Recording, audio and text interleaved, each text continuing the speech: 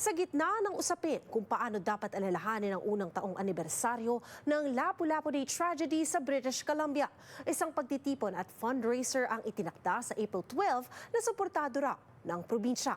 Nagpaalala naman ang syudad ng Vancouver na konsultahin ang mga biktima at kanilang mga pamilya sa anumang planong pagtitipon. Ang report mula kay Rhea Santos.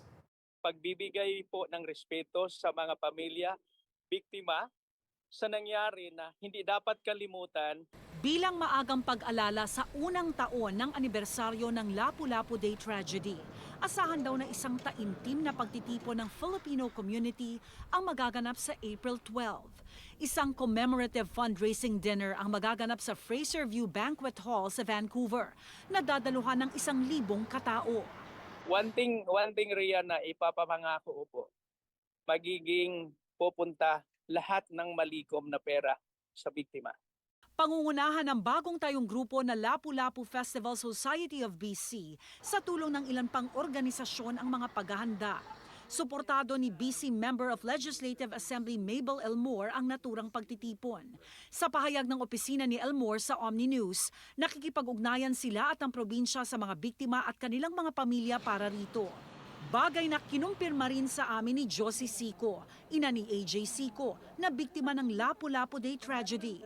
Kaya we need to prove an image of trust sa atin, sa community. Huwag nating bigyang dungis ang Filipino community.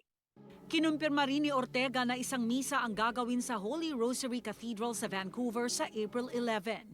Ito raw ang nararapat at katanggap-tanggap gawin sa babang luksa o ang pagtatapos ng isang taong dalamhati ng komunidad.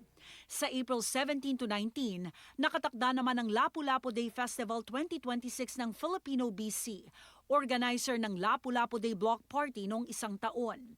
May mga panawagan na ipagpaliban muna ito na sinabayan pa ng isang petisyon. Sa pahayag ng opisina ni Vancouver Mayor Ken Sim, suportado raw nila ang anumang pagtitipon ng Filipino community para alalahanin ang Lapu-Lapu Day ngayong taon.